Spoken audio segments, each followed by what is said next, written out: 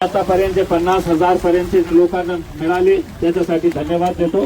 आणि 50,000च्या वरचे जे लोक आहेत त्यांची खूप मोठी संख्या आहे आणि त्यांना कसा आपल्याला लवकरात लवकर मिळतं।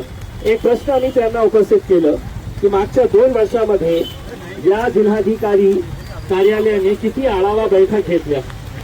मग एकही आढावा बैठक घेतला नाही म्हणजे याचा अर्थ हे होतो की जोपर्यंत आमच्या दारावर येणार नाही, थाली वाजवणार नाही, तोपर्यंत आम्ही काही दखल घेणार नाही। ज्यांना मरायचे आहे त्यांना मरू द्या। आम्ही स्पष्टपणे त्यांना सांगितलेले आहे की 1 महिन्याचा टाइम तुम्हाला देतो।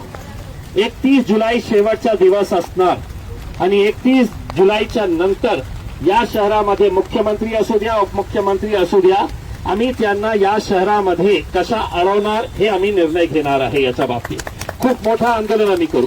आता त्यांनी आपल्याला जे सांगितलेले आहे की येणाऱ्या आठवड्यामध्ये ती याचा एक आढावा बैठक घेणार आहे आणि ते सगळे तहसीलदाराकडे जे जे प्रकरण आहे ते प्रकरण आपण कसं लवकरात लवकर काढता येईल। आणि त्यांनी आम्हाला शब्द दिलेले आहे की 31 जुलैपर्यंत मी गॅरंटी नाही देतो की सगळ्यांचे सगळे पैसे मिळेल, पण काहीतरी पैसे मिळेल 31 जुलैपर्यंत हे त्यांनी आपल्याला आश्वासन दिलेले आहे। दुसरा डीसीपी साहेबांनी आपल्याला सांगितलं की एमपीआयडीचा अजून एक प्रपोजल आहे जे डीजी ऑफिस मुंबईला पाठवण्यात आलेला आहे तर ईओडब्ल्यू कडे, तर ते त्याचा पाठपुरावा ते लवकरात लवकर करतील। म्हणजे जे अजूनचे प्रॉपर्टीज आहे मानकापेची ते प्रॉपर्टीज सुद्धा आपण लवकरात लवकर त्याचा ऑप्शन कसा करता येईल याच्या बाबतीत आपण चर्चा केलेली आहे। एक गोष्ट स्पष्ट आहे की पोलीस अधिकारी असू द्या किंवा कलेक्टर साहेब नवीन आलेले आहे म्हणून त्यांना काही जास्त इतकं माहिती नाही होती।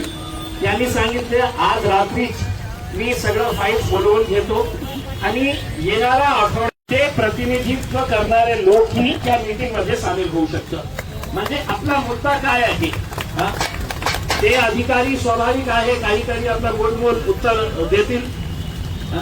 तर म्हणून आपण खूप सकाळपासून आपण इथे आहे आणि मला असं वाटतं की आज आपण हे जे मीटिंग घेतलेली आहे आणि हे जे थाळी वाजवलेले आहे याची गूंज मुंबईपर्यंत गेलेली आहे आणि आता तुम्ही आमची धमकी समजा जे काही समजायचे आहे समजा 31 जुलैचा टाइम तुम्हाला दिलेले आहे, नाहीतर हे लोक काय करू शकते 31 जुलैच्या नंतर तुम्हाला कळेल। आमची प्रामाणिक इच्छा हे आहे की काहीतरी पैसा सर्व ठेवीदारांना असं नाही आहे की 50,000 ते 1 लाख 1 लाख ते 2 लाख सर्व ठेवीदारांना आपण कसा पैसा देता येईल याच्या बाबतीत विचार करू। अनेक असे मोठे प्रॉपर्टीज आहेत की जे ऑप्शन मध्ये त्यांनी काढलेले आहे पण कोणीही विकत घ्यायला तयार नाही आहे।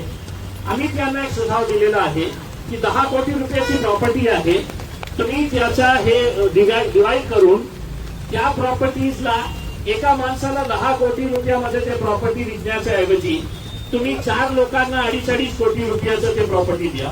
किंवा दुसरा एक प्रस्ताव हे पण होतं की समजा कोणाचे 15 लाख रुपये अडकलेले आहेत आणि त्या 15 लाख रुपयाची जमीन आहे पण कोणी घ्यायला तयार नाही आहे, तर तुम्ही ठेवीदारांना विचारा तुम्हाला पैसे पाहिजे असेल, पैसे तुम्हाला आता मिळणार नाही तर तुम्ही हे जमीन घ्यायला तयार आहे का? तर काहीतरी आपल्या हातात येईल, काहीतरी दुकान असू द्या, काही जमीन असू द्या, काहीतरी आपल्या हातात येईल। हे पण याच्या बाबतीत ही चर्चा झालेली आहे।